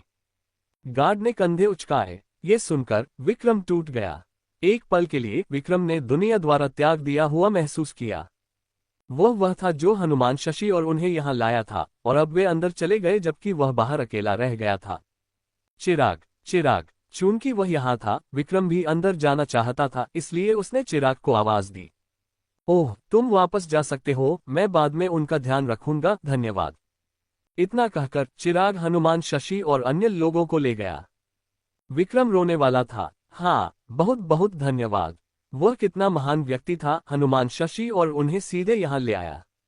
अनंत दर्द से बोझिल विक्रम के पास जाने के अलावा कोई विकल्प नहीं था। वाह, ये कितना सुंदर है। क्या यह मानसरोवर झील है? विशाल मानसरोवर झील को देखकर हनुमान शशि और अन्य थोड़े मंत्रमुग्ध हो गए। बेशक अभी उनके दिलों में जो भरा हुआ था वह विस्मय था। क्या यही अमीर लोगों का जीवन है? एक विशाल पर्यटन स्थल को बस यूं ही एक निजी झील में बदल देना। कितना ईर्ष्याजनक। मानसरोवर झील का दौरा करने के बाद वे चारों ओर देखने के लिए चिराग के विला पहुंचे। जैसे ही वे अंदर घुसे, लड़कियां उत्सुक बिल्लियों की तरह इधर उधर घूमने लगी, लगातार विस्मय व्यक्त करती रहीं। अक्सर अपने फोन से सेल्फी लेती हुई, यह उनका पहली बार किसी विला में जाना था। कुछ ही मिनटों में तीनों लड़कियों ने एक साथ अपने सोशल मीडिया पर पोस्ट किया। तुरंत उनकी पोस्ट के नीचे टिप्पणियां दिखाई दी। वाह, क्या यह एक विला है? कितना सुंदर विला है, मुझे तुमसे बहुत ईर्ष्या हो रही है। वह निजी पूल सचमुच मेरा सपना है। अभी अभी वापस आया विक्रम अपना फोन उठाया, आराम करने और सोशल मीडिया स्क्रॉल करने के लिए तैयार था, लेकिन जब उसने देखा कि हनुमान शशि और अन्य लड़कियों ने क्या पोस्ट किया था, तो उसका चेहरा पीला पड़ गया। उसे एक और झटका लगा। हालांकि उसका परिवार अमीर था, वे केवल एक डुप्लेक्स में रहते थे और एक विला खरीदने की उनकी हैसियत नहीं थी। हनुमान शशि और अन्य लोगों द्वारा पोस्ट की गई तस्वीरों को देखकर विक्रम ईर्ष्यालु और द्वेषपूर्ण दोनों था। चिराग का विला विशाल था, जिसमें कई और कमरे थे, और हनुमान शशि और उसकी सहेलियों ने स्वाभाविक रूप से रात भर रुकने का फैसला किया। साइन इन कार्य। क्या आप साइन इन करना चाहते हैं? ये देखकर चिराग अवाक रह गया। एक और साइन इन कार्य प्रकट हुआ, बहुत बढ़िया। यह अब तक का सबसे आसान काम हो सकता है। ये सोचते हुए चिराग ने बिना हिचकिचाए यहाँ पर क्लिक किया। बधाई हो, आपको बुगाटी 16C गैलिबियर प्राप्त हुई। इसे गराज में रख दिया गया है। कृपया जांच करें। Bugatti 16C गैलिबियर। सिस्टम के इनाम को देखकर चिराग संतुष्टि से मुस्कुराया। बस यही तो उसे चाहिए था। बुगाटी 16C गैलिबियर, जिसे एक शानदार कृति के रूप में सराहा गया, बुगाटी का नवीनतम प्रमुख मॉडल था। बुगाटी 16C गैलिबियर एक शीर्ष पायदान की व्यावसायिक 4 दरवाजों वाली कार थी, जो एक शानदार व्यावसायिक कार की भव्यता को एक शीर्ष पायदान की स्पोर्ट्स कार की गति के साथ जोड़ती थी, दोनों का पूरी तरह से मिश्रण करती थी। इसकी कीमत बेतहाशा अधिक थी, 30 मिलियन सूचीबद्ध। इसे परिप्रेक्ष्य में रखने के लिए प्रसिद्ध रोल्स रॉयस फैंटम जैसी समान कार केवल 6 मिलियन में बिकती है। बुगाटी 16C गैलिबियर उससे 5 गुना ज्यादा थी। पूरे चीन में शायद इनकी ज्यादा संख्या नहीं होगी। पहले चिराग इस बात से परेशान था कि उसकी वज्र कार में केवल 2 लोग बैठ सकते थे। जब ज्यादा लड़कियां होती थीं, तो असुविधा होती थी। सिस्टम वास्तव में विचारशील था। इसने उदारतापूर्वक एक बुगाटी 16C गैलिबियर भेजी जिसमें ज्यादा लोग बैठ सकते थे। चिराग भाई, आज हम कैसे बाहर जा रहे हैं? क्या हमें कार बुलानी चाहिए या? नाश्ते के बाद हनुमान शशि ने पूछा। हम मेरी कार से जाएंगे। उनकी विस्मयकारी आंखों के सामने चिराग ने हाल ही में प्राप्त बुगाटी 16C गैलिबियर चलाई। वाह! बुगाटी को देखकर लड़कियों ने तुरंत सदमे की आवाजें निकाली। हालांकि वे नहीं जानती थी कि यह कौन सी कार है, लेकिन इसके राजसी स्वरूप को देखकर ही वे जान गईं कि यह सस्ती नहीं है। चिराग भाई, ये कार कितने की है? 5 मिलियन। राधिका ने उत्सुकता से पूछा। महंगा नहीं, 30 मिलियन। चिराग ने लापरवाही से जवाब दिया। अब 30 मिलियन वास्तव में चिराग के लिए महंगा नहीं था। 30 मिलियन, वह महंगा नहीं है। एक पल के लिए लड़कियों ने जीवन पर सवाल उठाना शुरू कर दिया। यह शायद वह पैसा था जो वे जीवन भर में नहीं कमा सकती थीं। और यह महंगा नहीं था। चिराग के शांत व्यवहार को देखकर उन्हें यकीन हो गया कि वह सच कह रहा था। चिराग भाई के लिए 30 मिलियन कुछ भी नहीं थे। चिराग ने पहले हनुमान शशि और अन्य लोगों को प्रयागराज विश्वविद्यालय ले गया, जहां वह हनुमान मोटा और हनुमान से मिला। पास में दोपहर का भोजन करने के बाद चिराग ने हनुमान शशि और अन्य लोगों को उनके सहपाठी के घर छोड़ने की तैयारी की। एक बार जब लड़कियां कार में थीं, तो चिराग और मोटा एक तरफ हट गए। आजकल क्या चल रहा है? मोटे के विचलित चेहरे को देखकर चिराग ने पूछा। कुछ खास नहीं, बस मेरी गर्लफ्रेंड, मोटे ने कुछ बेबसी के साथ कहा। यह सुनकर चिराग ने आगे नहीं पूछा। अगर कुछ हो तो मुझे फोन करना। मोटे से यह कहकर चिराग हनुमान शशि और अन्य लोगों के साथ चला गया। ... झपकी लेने के बाद विक्रम को बहुत अच्छा महसूस हुआ। कल की सारी बातें अतीत में थीं, जब तक वह आगे चिराग को नजरअंदाज करता रहा, चिराग उसे कैसे परेशान कर सकता था। भले ही उसने हनुमान शशि के साथ फ्लर्ट करना बंद कर दिया, फिर भी राधिका या हनुमान शशि की एक और दोस्त थी। सुबह देर तक सोना, दोपहर में घूमने जाना। तैयार विक्रम अपने सहपाठियों के साथ होटल से निकल गया। तभी चिराग तेजी से एक बुगाटी में आया, समूह के सामने रुका और हनुमान शशि और उसकी सहेलियां उतर गईं। बुगाटी को देखकर सभी अवाक रह गए। बुगाटी, वह एक बुगाटी है। इस बार किसी ने आखिरकार चिराग की कार को पहचान लिया, आश्चर्य से चिल्लाते हुए। अधिकांश बुगाटी की कीमत 10 मिलियन से अधिक है, इसलिए यह शायद सस्ती नहीं होगी। मुश्किल से निगलते हुए उस व्यक्ति ने जोड़ा। 10 मिलियन से ज्यादा। ये सुनकर भीड़ और भी चौंक गई। कल यह एक सुपरकार थी और आज ये 10 मिलियन से अधिक की एक और कार है। ये बहुत असाधारण है। विक्रम को एक बार फिर गहरा झटका लगा। लोगों के बीच इतना बड़ा अंतर कैसे हो सकता है? अगर वह ज्यादा हैंडसम होता तो वह इसे संभाल सकता था, लेकिन चिराग अमीर भी क्यों था? इस तरह कोई कैसे जी सकता है? उन विचारों के साथ विक्रम होटल की ओर मुड़ गया, कई दिनों तक न निकलने का फैसला करते हुए। शायद तभी उसका नाजुक दिल लगातार झटकों से नहीं बचेगा। फ्लर्ट करना, भाड़ में जाए फ्लर्ट करना, अब वह बस प्रयागराज छोड़ना चाहता था। वह बहुत दयनीय था और बस घर जाना चाहता था। अध्याय 27, ज्यादा गर्म पानी पियो। संपादक हेनी अनुवाद। शनिवार का दिन था और दोपहर में चिराग की खूबसूरत पड़ोसी रानी रैगडॉल बिल्ली बेबी की देखभाल के लिए उसके घर आए। देखो, बेबी दिन ब दिन गेंद की तरह होती जा रही है। बेबी के क्षैतिज विकास को देखकर चिराग मदद नहीं कर सका और बोल पड़ा। मोटी, मुझे लगता है कि बेबी अभी भी बहुत पतली है, और खाओ बेबी। बोलते हुए रानी ने बेबी को कुछ छोटी मछली के नाश्ते खिलाए। ये सुनकर चिराग थोड़ा चिढ़ गया। इसी क्षण चिराग का फोन बजा। चिराग ने फोन उठाया और देखा कि उसकी मां का फोन था। छोटे चिराग, तुमने जो 50,000 भेजे हैं उसका क्या मामला है? फोन खोलते ही उसकी माँ की आवाज आए, माँ, शेयर बाजार में मेरी किस्मत अच्छी रही, कुछ पैसे कमाए। चिराग निश्चित रूप से सच्चाई नहीं बता सकता था, इसलिए उसने एक बहाना ढूंढ लिया। उसकी माँ वास्तव में शेयर बाजार को नहीं समझती थी, बस जानती थी कि यह जोखिम भरा है, और सहज रूप से सोचती थी कि शेयरों में निवेश करना लॉटरी टिकट खरीदने जैसा है, किस्मत पर निर्भर रहना। धन प्रणाली प्राप्त करने के बाद उसने विभिन्न संपर्कों के माध्यम से अपने माता पिता के लिए आरामदायक नौकरियों की व्यवस्था की थी। हालांकि चिराग आसानी से अपने माता पिता को लाखों देकर उनका जीवन बेहद समृद्ध बना सकता था। वह सब कुछ समझा नहीं सकता था, और अगर उसके ईमानदार माता पिता को अचानक इतना पैसा मिल जाता तो वे निश्चित रूप से बीमार पड़ जाते। उनके लिए आसान नौकरियां ढूंढना और उन्हें आराम से जीने देना बेहतर है। ठीक है, माँ जानती है कि तुमने अच्छा किया है। चिराग के शब्दों को सुनने के बाद उसकी माँ ने तसल्ली देते हुए कहा, वैसे छोटे हनुमान, तुम्हारी चाची ने तुम्हें प्रयागराज में एक और लड़की से मिलवाया है। वे कहते हैं कि वह कोमल और बहुत सुंदर है। अंत में उसकी माँ ने जोड़ा, तो एक और विवाह प्रस्ताव कैसा रहेगा? ये सुनकर चिराग और भी चिढ़ गया। पड़ोसी चाची द्वारा पिछली बार करवाया गया विवाह प्रस्ताव एक ऐसा अनुभव था जिसे वह कभी दोहराना नहीं चाहता था। इस बार चिराग वास्तव में नहीं जाना चाहता था। माँ, मैं नहीं जाना चाहता, चिराग ने दृढ़ता से कहा।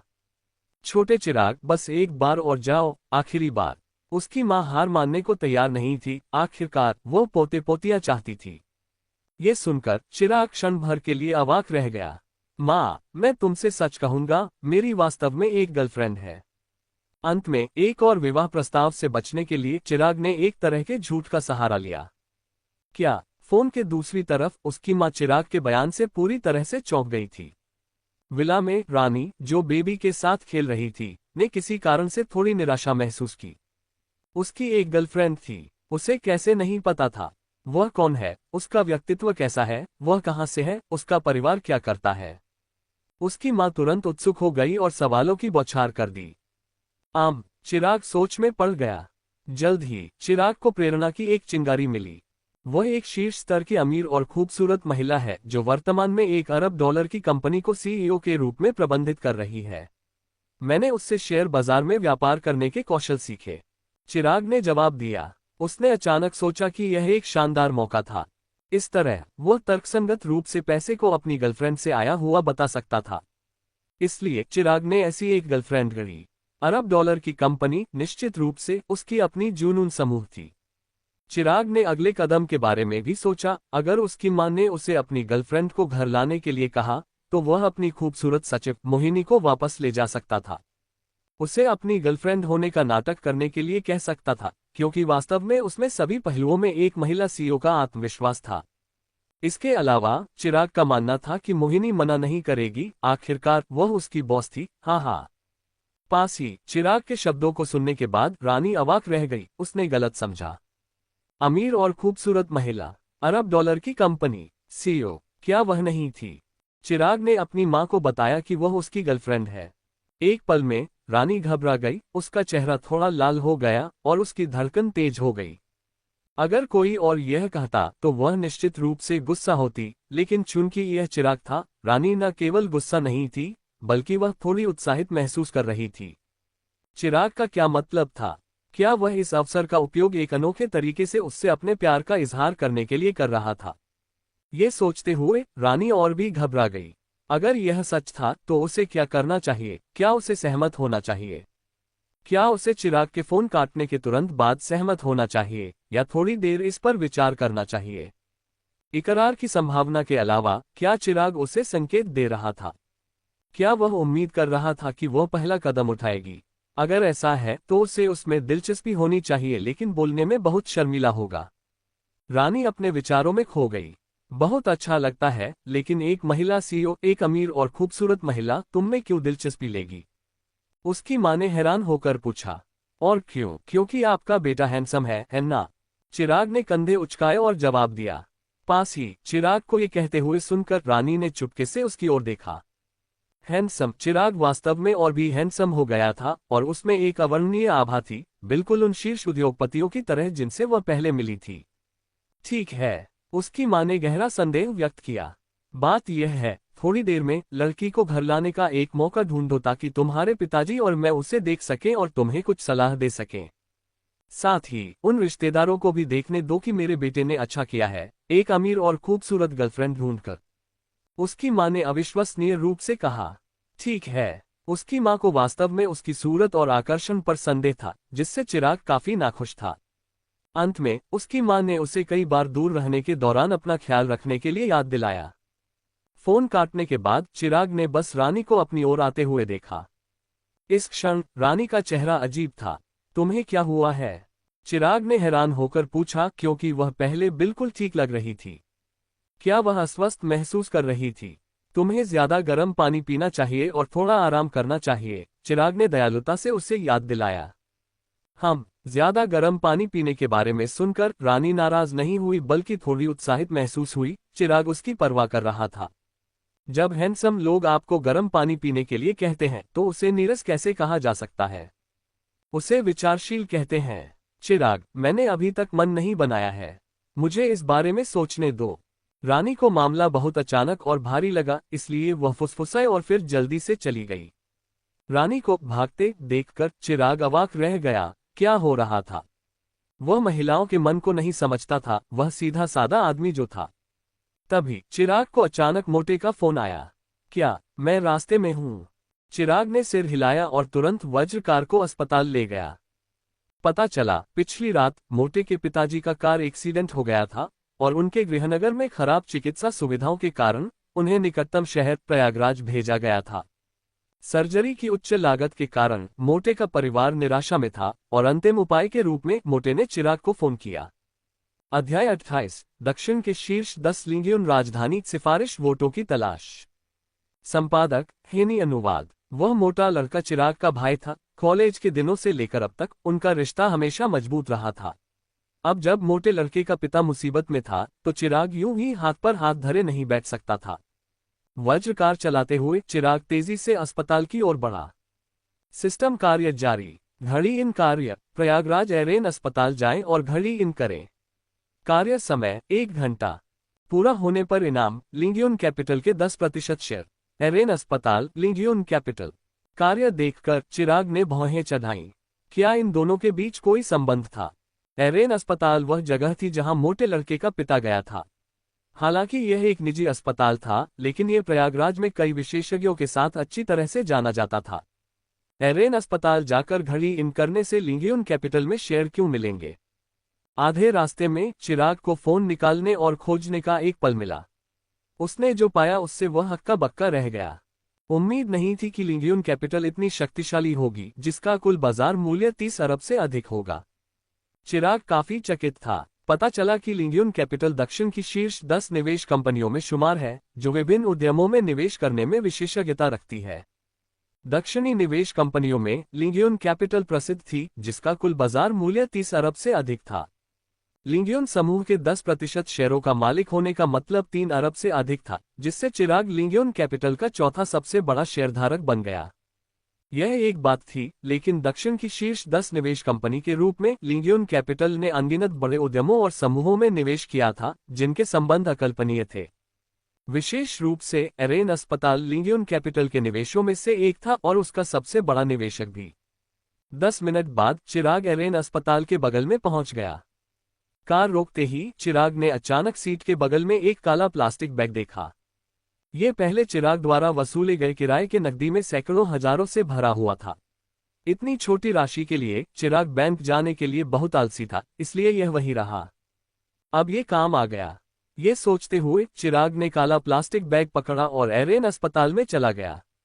एरेन अस्पताल पहुंच गया। घड़ी इन करें, साइन इन करें। बधाई हो, आपको लिंगियन कैपिटल के 10% शेयर प्राप्त हुए। चिराग लिंगियन कैपिटल का चौथा सबसे बड़ा शेयरधारक बन गया। चिराग के 10% शेयर रखने के साथ ही लिंगियन कैपिटल ने तुरंत एक उच्च स्तरीय बैठक बुलाई। इतनी जल्दी सबको इकट्ठा करना सबको शायद पता होगा। हमारे समूह के चौथे सबसे बड़े शेयरधारक श्री रमन ने अपने शेयर चिराग नामक व्यक्ति को बेच दिए हैं। कॉन्फ्रेंस रूम में लिंगियन कैपिटल के वर्तमान अध्यक्ष अजय वर्मा ने बड़ी स्क्रीन की ओर इशारा करते हुए उल्लेख किया। स्क्रीन पर चिराग की एक तस्वीर थी। इतना जवान, वह लगभग 20 साल का दिखता है और उसने श्री रमन से शेयर खरीदने में कामयाबी हासिल की। प्रभावशाली। चिराग की तस्वीर देखकर सभी अधिकारी बेहद चौंक गए। वह जरूर किसी प्रतिष्ठित परिवार से होगा या एक अमीर अभिजात वर्ग से, अन्यथा उसका इतना प्रभाव नहीं हो सकता था। हाँ, श्री रमन से शेयर खरीदने की कोशिश करना सिर्फ पैसा होने की बात नहीं है। अधिकारियों ने आपस में चर्चा की। इस बीच अध्यक्ष अजय वर्मा और उपाध्यक्ष सूरज सिंह अपनी योजनाएं बना रहे थे। अजय वर्मा के पास लिंगियन कैपिटल के 20% शेयर थे, जो प्राथमिक शेयरधारक थे। सूरज सिंह के पास 15% थे, जो दूसरे थे। दोनों के हमेशा खुले और गुप्त संघर्ष होते थे।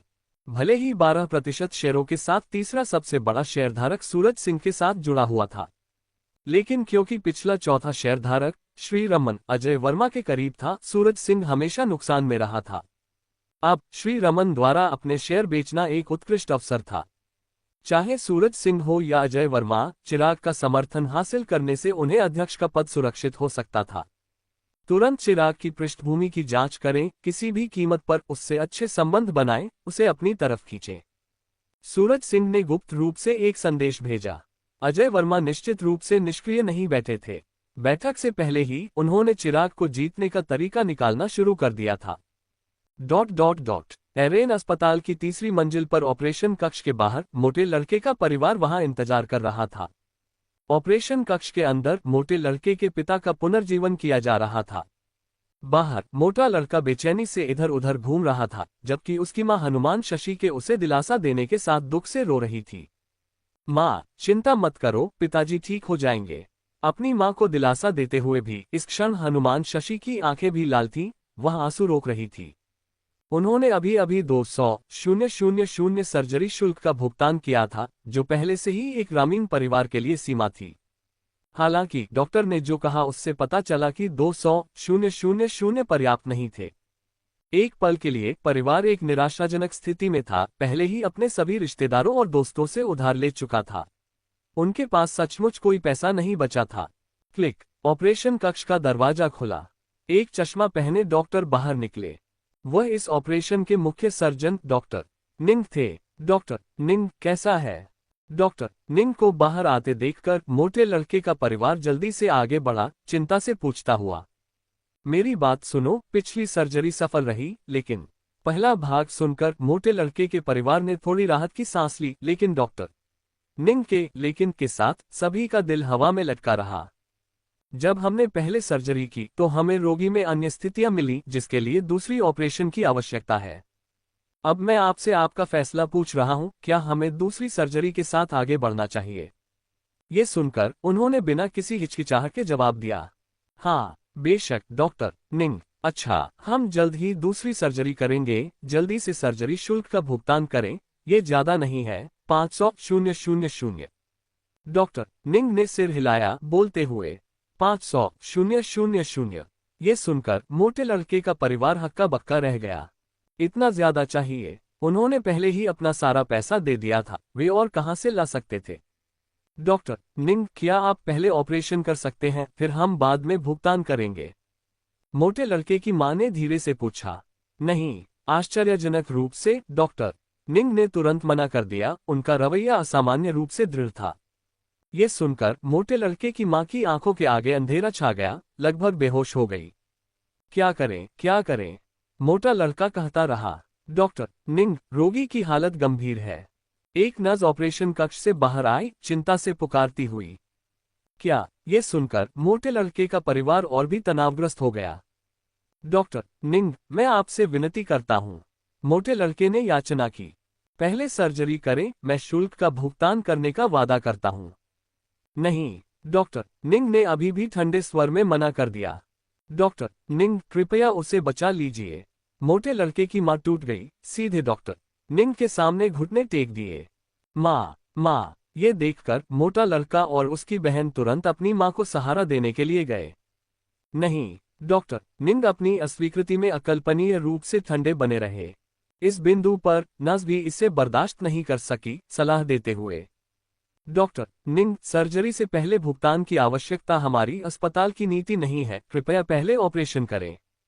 ये सुनकर डॉक्टर निंग ने नाक सिकोड़ी। अस्पताल की नीति अलग है।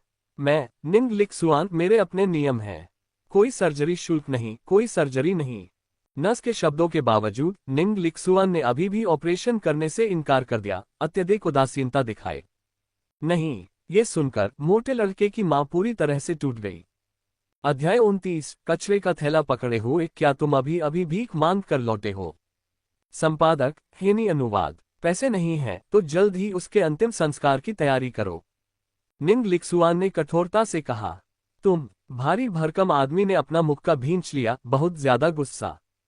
नहीं। उसकी मां गहरे दुख में थी। हनुमान शशि उसे सहारा देते हुए रो रही थी, पूरी तरह से बेबस। उफ। नस भी अब और देखने की हिम्मत नहीं जुटा पाए और एक लंबी आह भरी, लेकिन वह भी बेबस थी।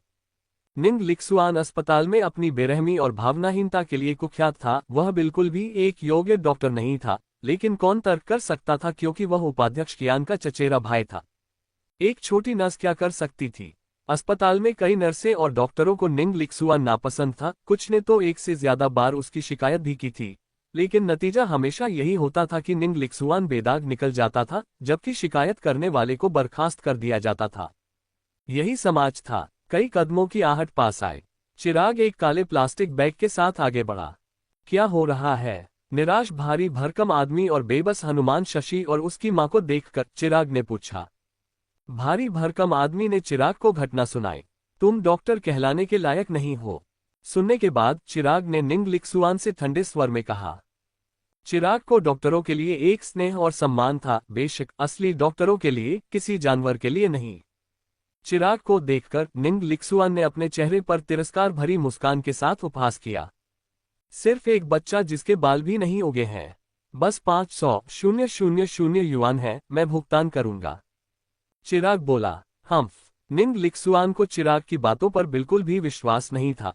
लगभग 20 साल का एक बच्चा, ज्यादा से ज्यादा एक कॉलेज का छात्र, आसानी से 500,000 युआन कहां से ला सकता था? कचरे का थैला पकड़े हुए, क्या तुम अभी अभी भीख मांग कर लौटे हो? निंग लिक्सुआन ने लगातार उपहास किया। उसके बगल की नर्स ने भी अपना सिर हिलाया। उसे विश्वास नहीं था कि चिराग जैसा नौजवान लापरवाही से 500,000 युआन निकाल सकता है। 500,000 युआन कोई छोटी रकम नहीं थी। ये लो। चिराग ने अपने हाथ में पकड़ा हुआ काला प्लास्टिक बैग निंग लिक्सुआन के सामने फेंक दिया। पैसे रखने के लिए कचरे का थैला इस्तेमाल करना। कौन विश्वास करेगा? ये पैसा है, कौन इसे गंभीरता से नहीं लेगा? अंदर के पैसे कौन विश्वास करेगा? हम। निंग लिक्सुआन ने लगातार उपहास किया, लेकिन जैसे ही वह आधा बोला, उसकी आंखों के कोने ने अचानक कचरे के थैले के अंदर एक झलक देखी। ऊपर देखते हुए निंग लिक्सुआन ने जल्दी से कचरे का थैला खोला और जो देखा उससे पूरी तरह से अवाक रह गया। बड़ा कचरे का थैला पैसे से भरा हुआ था, कम से कम 500,000 या 600,000 युआन। ये कैसे हो सकता है? निंग लिक्सुआन की आंखें चौड़ी हो गईं, सदमे से भरी हुई। पैसे के लिए कचरे का थैला इस्तेमाल करना, ये पैसे का कैसा सम्मान था? उसके बगल की छोटी नर्स पैर के अंगूठे पर खड़ी होकर ऊपर देखने लगी। अगले ही पल वह चीख पड़ी। पूरा बैग पैसे से भरा हुआ, उसने पहली बार इतना देखा था। एक अमीर आदमी जो पैसे के लिए कचरे का थैला इस्तेमाल करता है। लानत है अमीर लोगों पर। तभी लोगों का एक समूह उनकी ओर अकड़कर चला आया। श्री झांग, आगे हमारा ऑपरेशन कक्ष है, जो नवीनतम उपकरणों से लैस है। जान बचाना हमारा मिशन है। एरेन अस्पताल के निदेशक झेंग युनफेंग अस्पताल के अधिकारियों के एक समूह का नेतृत्व कर रहे थे, जो एक मध्यम आयु वर्ग के व्यक्ति को घेरे हुए थे। वह क्या है? मध्यम आयु वर्ग के व्यक्ति ने आगे के दृश्य की ओर इशारा करते हुए आश्चर्य से पूछा। आगे देखते हुए अस्पताल के अधिकारियों के चेहरे उतर गए। उनका डॉक्टर ऑपरेशन कक्ष के सामने एक कचरे के थैले को कैसे घूर रहा था। उपाध्यक्ष कियान ने तुरंत निंग लिक्सुआन को पहचान लिया और जल्दी से आगे बढ़ा। तुम क्या कर रहे हो? उपाध्यक्ष कियान ने अपने चचेरे भाई को डांटा। हम। निंग लिक्सुआन ने आखिरकार प्रतिक्रिया दी। इस समय वे अस्पताल के अधिकारी और श्री झांग पहले ही आ चुके थे। वह मुझे पैसे से अपमानित कर रहा है। निंग लिक्सुआन ने तुरंत तथ्यों को तोड़ मरोड़ दिया। मेरी सर्जरी में देरी कर रहा है। ये सुनकर उपाध्यक्ष कियान ने चिराग की ओर ठंडी निगाह डाली। एक डॉक्टर को पैसे से अपमानित करना, तुम हमारा अपमान कर रहे हो। इन लोगों से निपटना नहीं चाहते हुए चिराग मुड़ा और अस्पताल के अधिकारियों से बोला। सर्जरी के लिए सबसे अच्छे डॉक्टर को बुलाओ। हम ये सुनकर अस्पताल के अधिकारी अवाक रह गए, मानो वह उन्हें आदेश दे रहा हो। ये बच्चा पागल था। तुम खुद को क्या समझते हो? तुम्हारी हिम्मत कैसे हुई? उपाध्यक्ष कियान और भी गुस्से में थे। चिराग की हिम्मत कैसे हुई उसे नजरअंदाज करने की? उन्होंने उसे कठोरता से फटकारा, लेकिन इससे पहले कि वह खत्म कर पाता, जिस मध्यम आयु वर्ग के व्यक्ति के साथ वे थे, उसने अचानक सम्मानपूर्वक कहा, क्या आप श्री चिराग हैं? श्री झांग बड़े सम्मान के साथ चिराग के सामने आए और विनम्रता से कहा, मैं झांग कैली हूं, लिंग्यून कैपिटल का विभाग प्रबंधक। क्या तुमने सुना नहीं? जल्दी से सबसे अच्छे डॉक्टर को सर्जरी करने के लिए बुलाओ। चिराग को न बोलते देखकर झांग कैली तुरंत समझ गया और जोर से आदेश दिया। ये दृश्य देखकर सभी अवाक रह गए। क्या हो रहा था? खासकर उपाध्यक्ष कियान पूरी तरह से अवाक थे। अंत में निदेशक झेंग युनफेंग ऑपरेशन कक्ष में दाखिल हुए। एक अनुभवी विशेषज्ञ के रूप में जिसने 30 वर्षों से अधिक समय तक अभ्यास किया था, झेंग युनफेंग ने पूरे अस्पताल में किसी और की तुलना में ऑपरेशन टेबल पर अधिक समय बिताया था। 40 मिनट बाद सर्जरी सफलतापूर्वक पूरी हो गई। निदेशक के कार्यालय में चिराग बैठा था, जबकि सभी अस्पताल के अधिकारी और झांग कैली सम्मानपूर्वक खड़े थे। श्री चिराग, क्या आपको लगता है कि हमें अपना निवेश वापस ले लेना चाहिए? झांग कैली ने पूछा। झांग कैली इस बार लिंग्यून कैपिटल की ओर से एरेन अस्पताल में निवेश जारी रखने का आकलन करने के लिए यहां आए थे। लिंग्यून कैपिटल के चौथे सबसे बड़े शेयरधारक के रूप में चिराग स्वाभाविक रूप से निर्णय लेने का अधिकार रखता था। इसके अलावा झांग कैली ने सीईओ अजय वर्मा को एरेन अस्पताल में चिराग से मिलने के बारे में पहले ही सूचित कर दिया था, और अजय ने तुरंत उन्हें सभी मामलों, बड़े या छोटे, में चिराग के नेतृत्व का पालन करने का निर्देश दिया। अजय वर्मा के लिए चिराग के साथ संबंध सुरक्षित करने का यह एक उत्कृष्ट अवसर था। चिराग के प्रयागराज में होने की जानकारी होने पर अजय ने चिराग से मिलने और उसे अपनी तरफ करने के लिए वहां जाने की योजना भी बनाई थी। झांग कैली के शब्दों को सुनने के बाद चिराग ने अपनी निगाहें अभी अभी ऑपरेशन करने वाले निदेशक की ओर घुमाई। चिराग की निगाहें देखकर निदेशक झेंग तुरंत समझ गए। निंग लिक्सुआन, कियान जोंग, आप दोनों को बर्खास्त किया जाता है। मुझे वर्षों से अस्पताल में आपके कार्यों की अच्छी जानकारी है। बस अदालत के समन का इंतजार करें। निदेशक झेंग ने कठोरता से कहा।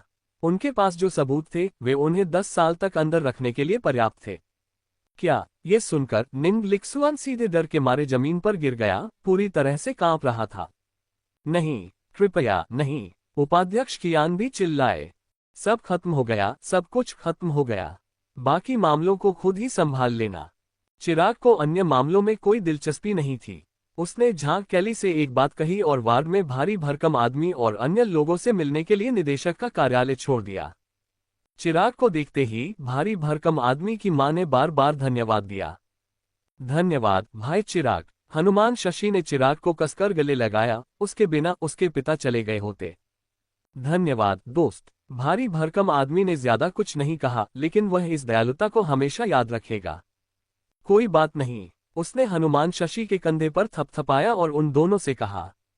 तभी चिराग का फोन अप्रत्याशित रूप से बजा। चिराग ने उसे उठाया और देखा कि यह एक अज्ञात नंबर से था। चिराग ने फोन उठाया और एक अजनबी की आवाज आई। क्या ये श्री चिराग हैं? हाँ, और आप कौन हैं? ओह, मैं हिमालय कैपिटल का उपाध्यक्ष सूरज सिंह हूँ। आप हमारे समूह के चौथे सबसे बड़े शेयरधारक बन गए हैं और मैं वास्तव में आपसे मिलना चाहता हूँ। क्या आपके पास कुछ समय है? सूरज सिंह ने संकोच करते हुए पूछा। जरूर, मैं प्रयागराज में हूँ। हिमालय कैपिटल का चौथा सबसे बड़ा शेयरधारक बनने के बाद चिराग कंपनी के बारे में अधिक जानने के लिए हिमालय कैपिटल के शीर्ष अधिकारियों से भी मिलना चाहता था। ठीक है, मैं 3 दिन में आपसे मिलने आऊंगा, सूरज सिंह ने बेहद विनम्रता से कहा। जैसे ही उन्हें चिराग की संपर्क जानकारी मिली, उन्होंने तुरंत संपर्क किया, अध्यक्ष अजय सिन्हा से भी तेजी से। इस बार वह हर कीमत पर चिराग को अपनी तरफ करने के लिए दृढ़ थे। अस्पताल के कमरे में निदेशक रमेश वर्मा उच्च स्तरीय विशेषज्ञों के एक समूह को लेकर मिलने आए। निदेशक रमेश ने मोटे लड़के की मां के साथ अपनी बातचीत में बेहद गर्मजोशी दिखाए, उन्हें आश्वस्त किया कि मरीज निश्चित रूप से ठीक हो जाएगा। चिराग को खुश करने के लिए निदेशक रमेश ने सीधे मोटे लड़के के पिता के वार्ड को पूरे अस्पताल के उच्चतम श्रेणी के निजी कमरे में स्थानांतरित कर दिया और 20,000 की भारी दैनिक अस्पताल शुल्क भी माफ कर दी। अस्पताल में कुछ समय बिताने के बाद चिराग जाने के लिए तैयार हो गया। जानकी, उससे विदा करो जल्दी, मोटे लड़के की माँ ने कहा। ठीक है। दोनों एक साथ वार्ड से बाहर निकल गए। चिराग भाई, इस बार आपका बहुत बहुत धन्यवाद, जानकी ने अस्पताल के नीचे ईमानदारी से कहा। कोई बात नहीं, अगर कुछ हो तो बस मुझे फोन करना, चिराग ने कहा और फिर वज्र कार में बैठकर चला गया। चिराग को दूर जाते हुए देखकर जानकी ने एक फैसला किया। जब वह अपनी कॉलेज प्रवेश परीक्षा की प्राथमिकताएं बताएगी तो वह प्रयागराज विश्वविद्यालय में आवेदन करेगी ताकि वह हर दिन चिराग भाई को देख सके। चिराग भाई सिर्फ हैंडसम ही नहीं थे, वे दयालु भी थे, निश्चित रूप से एक बॉयफ्रेंड के लिए सबसे अच्छा विकल्प। हालांकि चिराग भाई उससे कुछ साल बड़े थे, लेकिन इससे उसे और भी सुरक्षित महसूस हुआ। छींक। गंगा विश्वविद्यालय में छात्रावास के कमरे में श्वेता, जो एक किताब पढ़ रही थी, अचानक चीख पड़ी। अपनी नाक रगड़ते हुए श्वेता को अजीब लगा और वह बता नहीं सकी कि क्या हो रहा था। जरूर चिराग भाई मेरे बारे में सोच रहे होंगे। ही। ... अगले दिन सुचरिता ने चिराग को खरीदारी के लिए आमंत्रित किया। चिराग मॉल पहुंचा तो पता चला कि वह 10 मिनट से ज्यादा जल्दी आ गया था, इसलिए वह सुचरिता का इंतजार करने के लिए बैठने की जगह ढूंढने लगा। उसी क्षण चिराग ने अपने कदम पर ध्यान नहीं दिया। आह! एक चौंकने वाली चीख सुनाई दी। चिराग ने भीड़ में गलती से एक बहुत ही आकर्षक महिला के कंधे से एक सफेद पस गिरा दिया। वह प्यारा पस जमीन पर गिर गया। महिला हाँफ उठी, उसका चेहरा बुरी तरह से बदल गया। चाहे वे कहीं भी हों, खूबसूरत महिलाएं हमेशा सबसे ज्यादा ध्यान आकर्षित करती हैं। उसकी चीख ने सबकी निगाहें उनकी ओर खींच ली। हाँ, उस लड़के का काम तमाम। एक पस एक महिला का जीवन होता है। इस लड़के ने एक खूबसूरत महिला का सफेद पस गिरा दिया और वह मुसीबत में है। कुछ राहगीरों ने जो दृश्य देखा वे फुसफुसाए। एक युवक तो आगे बढ़कर महिला का पस उठाने में मदद करने लगा, इससे पहले कि चिराग को डांटता। तुम कहाँ जा रहे हो और एक महिला का पस गिरा देते हो, ये क्यों नहीं देखते? क्या तुम अंधे हो? उस क्षण युवक बेहद भावुक था, यहाँ तक कि थोड़ा खुश भी। इस लड़के की बदौलत वह काफी समय से इस सुंदरी को ताक रहा था, लेकिन उसे अप्रोच करने का तरीका नहीं जानता था। अब चिराग ने उसे महिला का दिल जीतने का एक सुनहरा अवसर दिया था। माफ करना बच्चे, लेकिन मुझे सुंदरी को पाने के लिए तुम्हें रोंदना होगा, युवक ने मन ही मन सोचा। उसका मुंह अनैच्छिक रूप से मुस्कुरा उठा। तुम क्यों चिल्ला रहे हो? एक डांटने वाली आवाज आए। हाँ, युवक भी वही बात दोहराने वाला था, लेकिन ये देखकर हैरान रह गया कि कुछ गड़बड़ लग रहा था। महिला पहले वाले लड़के से नहीं, बल्कि उससे बात कर रही थी। तुम सच में इतने तुच्छ नीच इंसान हो, कमीने, घटिया। महिला ने युवक को कठोरता से डांटा। कमीना, घटिया, लेकिन वह नहीं था। महिला द्वारा बार बार डांटे जाने पर युवक पूरी तरह से हैरान था। मुझे परवाह नहीं कि कौन था, तुम्हें दखल देने के लिए किसने कहा? दफा हो जाओ। शुरुआत में वह अपने कंधे से बैग गिरने पर बहुत गुस्सा थी, लेकिन जैसे ही उसने चिराग की देवतुल्य सूरत देखी, वह अब गुस्सा नहीं थी। वास्तव में वह उम्मीद कर रही थी कि चिराग उसका बैग उठाएगा और उनकी एक सुखद बातचीत होगी, जिससे एक जोशीला रोमांस शुरू होगा। लेकिन अब उस युवक ने ऐसा सुनहरा अवसर बर्बाद कर दिया था। मेरा ध्यान नहीं था, यह मेरी गलती थी, मुझे माफ करना। चिराग ने महिला से माफी मांगते हुए कहा। कोई बात नहीं, कोई बात नहीं, उसने जवाब दिया। चिराग को बोलते सुनकर महिला मुस्कुरा उठी, जल्दी से कहा कि कोई बड़ी बात नहीं है। क्या मैं आपको वीचैट पर जोड़ सकती हूँ? महिला ने घबराते हुए पूछा। जरूर। चिराग को वीचैट पर जोड़ने के बाद महिला ने उससे गर्मजोशी से बातचीत शुरू कर दी। इस बीच युवक अवाक खड़ा रहा, मानो उस पर बिजली गिर गई हो। ये सब क्या हो रहा था? चीजें उसकी कल्पना के अनुसार नहीं हो रही थी। उसे महिला द्वारा डांटा जा रहा था, जबकि उस लड़के को उसका वीचैट मिल गया था और वह उससे जीवंत बातचीत कर रहा था। क्यों? महिला से बातचीत करते हुए चिराग ने उदास युवक की ओर देखा और अपना सिर हिलाए बिना नहीं रह सका। जैसा बोओगे वैसा काटोगे। उसने कुछ भी गलत नहीं किया और उसे महिला द्वारा डांटा गया, उसे घटिया कहना उस लड़के ने खुद पर ओढ़ लिया था। कितना हैंडसम लड़का है, वाह, उसकी सूरत तो भगवान जैसी है। माँ, मुझे प्यार हो गया, आसपास की कुछ लड़कियों ने कहा, जबकि अन्य चिराग को घूर रही थी। काश मैं वह होती, काश किसी हैंडसम लड़के ने गलती से मेरा बैग गिरा दिया होता, एक लड़की ने ईर्ष्या से आह भरी। ये सुनकर पास के एक तेज चेहरे वाले लड़के का चेहरा खिल उठा, फिर जानबूझकर आगे बढ़कर उसने उस लड़की का बैग गिरा दिया। आह, मेरा बैग! लड़की चिल्लाई, जल्दी से झुककर उसे उठाने लगी। ये देखकर तेज चेहरे वाला लड़का रोमांचित था, उम्मीद कर रहा था कि वह उसका वीचैट मांगेगी। अगले ही पल लड़की ने उसे कॉलर से पकड़ लिया। वाह, वह कितनी उतावली है, उसने सोचा। मैंने तो बस उसका बैग गिराने में मदद की, एक छोटा सा इशारा। अब बस अपना वीचैट दे दो। लड़का उत्साह से सोच रहा था, लेकिन लड़की के अगले शब्दों ने उसे अवाक कर दिया। भागने की सोचना भी मत। मेरे बैग के पैसे तुम पर उधार हैं। यह एक एलवी है जो मैंने अभी अभी खरीदा है, इसकी कीमत 30,000 से ज्यादा है और अब ये खराब हो गया है। तुम्हें मुझे पैसे देने होंगे। हम उसके शब्द सुनने के बाद लड़का हक्का बक्का रह गया। ये सही नहीं था। क्या ये पहले जैसा नहीं होना चाहिए था, जिसमें लड़की खुद उसका वीचैट मांग रही थी? लड़के के विचारों को भांपते हुए लड़की अपनी हंसी नहीं रोक सकी। भले ही तुम बदसूरत हो, सपने बड़े देखते हो, तुम्हारी सूरत उस नौजवान की तुलना में है। थू, पैसे दो। इस बिंदु पर लड़का पूरी तरह से हैरान था। अब और बर्दाश्त नहीं कर सकता। तेज चेहरे वाले लड़के ने एक दयनीय चीख निकाली। लड़की ने न केवल उसका वीचैट नहीं मांगा, बल्कि मुआवजे की भी मांग की। मुझे तुमसे नफरत है। एक दयनीय विलाप छोड़ते हुए तेज चेहरे वाले लड़के को लड़की और उसकी सहेलियां एक बस खरीदने के लिए ले गईं। ये सुनकर चिराग ने बेबसी से कंधे उचकाए। क्या आप मुझे दोष दे सकते हैं अगर अच्छा दिखने से लड़कियां मुझे पसंद करती हैं? कभी कभी जिंदगी बहुत मुश्किल होती है। दोस्तों, अगर आप इस शानदार कहानी के एक्स्ट्रा एपिसोड्स और खास अपडेट्स सुनना चाहते हैं तो हमारा टेलीग्राम चैनल जरूर ज्वाइन करें। वहां आपको मिलेगा स्पेशल कंटेंट, नए ट्विस्ट और बहुत कुछ सबसे पहले। लिंक डिस्क्रिप्शन में है, अभी ज्वाइन करें और कहानी का मजा दोगुना करें। वीडियो पसंद आए तो लाइक करें और अपने दोस्तों के साथ शेयर करें। हमारे टेलीग्राम चैनल का लिंक डिस्क्रिप्शन में दिया गया है, तो जरूर ज्वाइन करें ताकि आप हमारे अपडेट सबसे पहले पा सकें। आपका सपोर्ट हमारे लिए बहुत महत्वपूर्ण है, इसलिए हमारे साथ जुड़े रहें और हमारी यात्रा में हिस्सा बनें।